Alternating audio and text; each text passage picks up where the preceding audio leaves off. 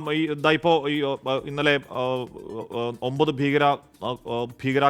ഭീകര കേന്ദ്രങ്ങൾ ആക്രമിച്ചതിൽ കൊല്ലപ്പെട്ട ഭീകരരുടെ സംസ്കാര ചടങ്ങുമായി ബന്ധപ്പെട്ട ചില വിവരങ്ങൾ കൂടി പുറത്തേക്ക് വരുന്നത്. അവരുടെ ഈ സംസ്കാര ചടങ്ങുകൾക്ക് നേതൃത്വം നൽകിയത് ഹാഫിസ് റൌഫ് എന്ന് പറയുന്ന ലഷ്കർ കമാൻഡറാണ് എന്ന് ഫിനാൻഷ്യൽ എക്സ്പ്രസ് പോലെ ചില പത്രങ്ങളും അല്ലാതെയും ഒക്കെ റിപ്പോർട്ട് ചെയ്യപ്പെടുന്നുണ്ട്.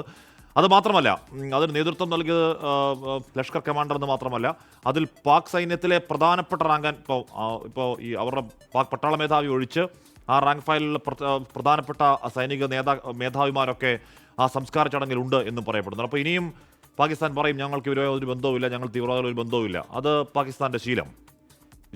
ഹാഷ്മി, ആ വീഡിയോ സമൂഹ മാധ്യമങ്ങളിലൊക്കെ പ്രചരിക്കുന്നുണ്ട്. തന്നെയുമല്ലാതെ മാധ്യമങ്ങൾ റിപ്പോർട്ട് ചെയ്യുന്നുമുണ്ട് ആ സംസ്കാര ചടങ്ങുകൾ. അതിൽ പാകിസ്ഥാൻ സൈനിക തലത്തിലെ നിരവധി ആളുകൾ അവരുടെ സൈനിക യൂണിഫോം ഇട്ടുകൊണ്ട് തന്നെയാണ് ആ ചടങ്ങിൽ പങ്കെടുക്കുന്നത്, ഖബറടക്ക ചടങ്ങിലൊക്കെ പങ്കെടുക്കുന്നത്. അതിൽ പാകിസ്ഥാൻ മുന്നോട്ട് വെക്കുന്ന ന്യായം ഈ കൊല്ലപ്പെട്ടതൊക്കെ സിവിലിയനാണ്, ഇവരാരും ഭീകരരല്ല, ഇവരൊക്കെ സിവിലിയനാണ്, അതുകൊണ്ട് അവരുടെ സംസ്കാര ചടങ്ങിൽ സൈന്യം പങ്കെടുത്തു എന്നാണ് അവർ പറയുന്നത്. അപ്പോൾ ഈ 35ഓളം സിവിലിയൻ കൊല്ലപ്പെട്ടു എന്നാണ് പാകിസ്ഥാൻ ഔദ്യോഗികമായി തന്നെ പറയുന്നത്. ഏതാണ്ട് 70നും 100നും ഇടയിൽ ഭീകരർ ഈ 9 ക്യാമ്പുകളിലെ ഇന്ത്യയുടെ തിരിച്ചടിയിൽ കൊല്ലപ്പെട്ടു എന്നതാണ് നമുക്ക് കിട്ടുന്ന കണക്കുകൾ. അപ്പോൾ അതിൽ പലരുടെയും സംസ്കാര ചടങ്ങുകളിൽ ഭീകരർ തന്നെയാണ് അതിൻ്റെ ഈ സംസ്കാര ചടങ്ങുകളിൽ പങ്കെടുക്കുന്നത്, അതിലെ ചടങ്ങുകളിൽ ഏർപ്പെട്ടിരിക്കുന്നത്. അതിൽ അന്തിമോപചാരം അർപ്പിക്കാൻ പാകിസ്ഥാനിലെ സൈനികർ, ഉന്നത ഉദ്യോഗസ്ഥർ യൂണിഫോം ഇട്ടുകൊണ്ട് തന്നെ വന്നു എന്നത് ഇന്ന് രാവിലെ മുതൽ ഇന്നലെ വൈകിട്ട് മുതൽ ഈ സമൂഹ മാധ്യമങ്ങളിലും പാകിസ്ഥാനിലെ മാധ്യമങ്ങളുടെ ഒക്കെ സൈറ്റിലുമൊക്കെ കാണാറുണ്ട്. അത് ഇന്ന് വ്യാപകമായി പ്രചരിക്കുകയും ചെയ്യുന്നുണ്ട്. അതിനവർ പറയുന്ന ന്യായം ഇതാണ്. ഏറ്റവും ഒടുവിൽ വരുന്ന ചില വിവരങ്ങൾ പാകിസ്ഥാനിൽ നടക്കുന്ന നീക്കങ്ങളുടേതാണ്. അതിൽ കറാച്ചി, ഇസ്ലാമാബാദ് ഉൾപ്പെടെ പാകിസ്ഥാനിലെ എല്ലാ നഗരങ്ങളിലും വലിയ ജാഗ്രത പ്രഖ്യാപിച്ചിരിക്കുകയാണ്. ഈ ലാഹോറിലെ ഈ സംഭവത്തിന് ശേഷം ഇന്ത്യ വീണ്ടും എയർ സ്ട്രൈക്കിന് ഒരുങ്ങുന്നു എന്ന മട്ടിലൊരു പ്രചാരണം അവിടെ വ്യാപകമായിട്ടുണ്ട്.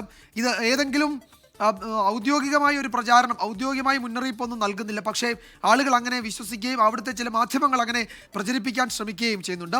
അന്തർദേശീയ മാധ്യമങ്ങൾ പറയുന്നത് ലാഹോർ കേന്ദ്രീകരിച്ച് പാകിസ്ഥാൻ സൈനിക നീക്കങ്ങൾക്ക് ഒരുങ്ങുന്നു എന്നതാണ്. ചില സ്ഥിരീകരിക്കാത്ത റിപ്പോർട്ടുകൾ ഇന്നലെ ലാഹോറിൽ നിന്ന് പാകിസ്ഥാന്റെ യുദ്ധവിമാനങ്ങൾ പഞ്ചാബ് അതിർത്തി വരെ വരികയും കാര്യങ്ങൾ നിരീക്ഷിച്ച് മടങ്ങുകയും ചെയ്തു. ഇത് ഇന്ത്യക്ക് കൃത്യമായ വിവരമുണ്ടായിരുന്നു. ഇന്ത്യ സന്നദ്ധമായി തന്നെ നിൽക്കുകയായിരുന്നു. പക്ഷേ അതിർത്തിക്ക് അടുത്ത് നിന്ന് അവർ തിരികെ പോയതുകൊണ്ട് നമുക്ക് ഏതെങ്കിലും തരത്തിൽ അതിനെ പ്രതിരോധിക്കേണ്ടി വന്നില്ല എന്നാണ് ചില കേന്ദ്രങ്ങൾ പറയുന്നത്.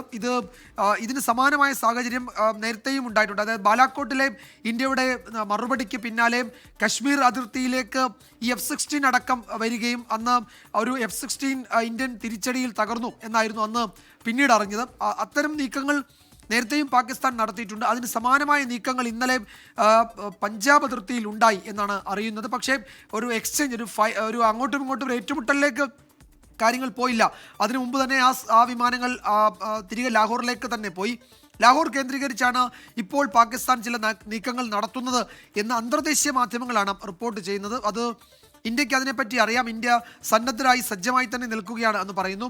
ഇപ്പോഴൊരു പക്ഷേ പ്രധാനമന്ത്രി നരേന്ദ്രമോദിയുമായി ദേശീയ സുരക്ഷാ ഉപദേഷ്ടാവ് നടത്തുന്ന ചർച്ചകൾ, ഇത്തരമൊക്കെ സാഹചര്യങ്ങൾ കൂടി മുൻനിർത്തിയാവാം. ആ സാധ്യത നമുക്ക് തള്ളിക്കളയാൻ കഴിയില്ല. തന്നെയുമല്ല, ഇനിയിപ്പോഴും ഏതെങ്കിലും തരത്തിൽ അതിർത്തിക്കപ്പുറത്തു നിന്നുള്ള പ്രകോപനം, അതായത് കശ്മീരിൽ സാധാരണക്കാർക്കെതിരെ ഉണ്ടായാൽ അതിനുള്ള ഇന്ത്യൻ മറുപടി കേവലം ഈ പറയുന്ന ഷെല്ലാക്രമണം, തിരിച്ചു വെടിവെപ്പ് മാത്രമാകാൻ സാധ്യതയില്ല എന്ന് ചില പ്രതിരോധ വിദഗ്ധർ ചൂണ്ടിക്കാട്ടുന്നുണ്ട്. കുറെ കൂടി കടുത്ത ആക്രമണം അവരുടെ സൈനിക പോസ്റ്റിലേക്ക് ഉണ്ടാകാനുള്ള സാധ്യതയുണ്ട് എന്നാണ് പ്രതിരോധ വിദഗ്ധർ പറയുന്നത്. ആ നിലയിൽ സജ്ജരായിട്ടുണ്ട് അവിടുത്തെ ലോക്കൽ പ്രാദേശിക സൈനിക യൂണിറ്റുകൾ എന്നറിയുന്നു. ഇന്നലെ ആ സൈനിക യൂണിറ്റിലെ തലവന്മാരുമായി സൈനിക മേധാവി നേരിട്ട് സംസാരിച്ചു. ഇനിയൊരു ഉത്തരവിന് കാത്തു നിൽക്കാതെ തിരിച്ചടിക്കാനുള്ള കർശനമായ നിർദ്ദേശം കിട്ടിയിട്ടുണ്ട്. അത് കുറെ കൂടി ഹെവി ആയ തിരിച്ചടി ആയിരിക്കും എന്നാണ് കേൾക്കുന്നത്. അത് ഈ പ്രതിരോധ വിദഗ്ധരൊക്കെ, അത് മുൻ കരസേന ഉദ്യോഗസ്ഥരൊക്കെ അത് ഇപ്പോൾ അവരുടെ സമൂഹ മാധ്യമ പോസ്റ്റുകളിലും ഈ മാധ്യമങ്ങൾക്ക് നൽകിയിരിക്കുന്ന അവരുടെ അതുപോലെ ടെലിവിഷൻ ബൈറ്റുകളിലുമൊക്കെ അവർ സൂചിപ്പിക്കുന്നുണ്ട്. അപ്പോൾ ആ നിലയിൽ ഒരു പക്ഷേ തിരിച്ചടി ശക്തമായേക്കാം. കുറച്ച് ഇന്നലത്തെ അത്രയും തീവ്രമായി ഇന്നിപ്പോൾ പാകിസ്ഥാന്റെ ഭാഗത്തുനിന്ന് ഷെല്ലാക്രമണം ആ മേഖലയിലില്ല. പലയിടത്തും നിശബ്ദമാണ്. ഇനി ഏതെങ്കിലും തരത്തിൽ കൊടുങ്കാറ്റിന് മുമ്പുള്ള നിശബ്ദതയാണോ എന്നറിയില്ല. പക്ഷേ ഇനി അത്തരം ശക്തമായ നടപടി ഉണ്ടായാൽ അതിന് തിരിച്ചടി അവർക്കൊരു പക്ഷേ സങ്കല്പിക്കാൻ കഴിയാത്തതായിരിക്കും എന്നാണ് പ്രതിരോധ വിദഗ്ധർ പറയുന്നത്. പഞ്ചാബ് അതുപോലെ തന്നെ രാജസ്ഥാൻ, ഈ 2 അതിർത്തികൾ അതീവ ജാഗ്രതയിലാണ്. ഒപ്പം തന്നെ ഇന്നലെ തന്നെ ആഭ്യന്തര മന്ത്രാലയം ഈ പാരാമിലിറ്ററി ഫോഴ്സുകളിലെ ലീവ് മുഴുവൻ റദ്ദാക്കി അവരെ തിരികെ വിളിക്കാൻ നിർദ്ദേശം നൽകിയിരുന്നു.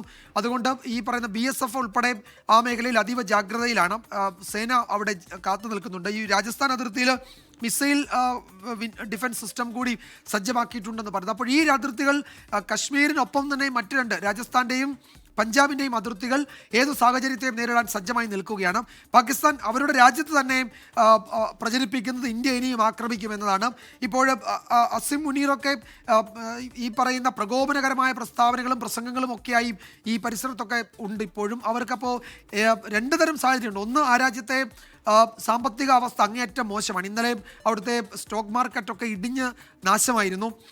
അപ്പോഴും ഇന്ത്യൻ സ്റ്റോക്ക് മാർക്കറ്റ് ഇന്നലെയും അപ്പാണ്. ഇന്നിപ്പോൾ നമ്മൾ നോക്കുമ്പോഴും സെൻസെക്സ് അപ്പാണ്. അപ്പോൾ ഇന്ത്യ ഒരു യുദ്ധഭീതി ഉള്ളപ്പോഴും നമ്മുടെ സമ്പദ് വ്യവസ്ഥയിൽ ഈ നിക്ഷേപകർക്കുള്ള വിശ്വാസത്തിൻ്റെ സൂചനയായി ഈ പറയുന്ന ലോകത്തെ പ്രധാനപ്പെട്ട ഫിനാൻഷ്യൽ ജേർണലിസ്റ്റുകളൊക്കെ അത് സൂചിപ്പിക്കുന്നുണ്ട്. അപ്പോഴും ഇന്ത്യയുടെ സ്റ്റോക്ക് മാർക്കറ്റ് സജീവമായി നിൽക്കുന്നു എന്നത് അവരെ സംബന്ധിച്ചൊരു അത്ഭുതമാണെന്ന് പലരും സൂചിപ്പിക്കുന്നുണ്ട്. അപ്പോൾ യഥാർത്ഥത്തിൽ പാകിസ്ഥാൻ IMF-ൽ നിന്ന് പണം ഇപ്പോൾ അവർ സാമ്പത്തിക സഹായം തേടാനൊക്കെ ഉദ്ദേശിക്കുന്നത് സൈനിക നടപടിക്ക് വേണ്ടിയാണ് എന്നാണ് പറയുന്നത്.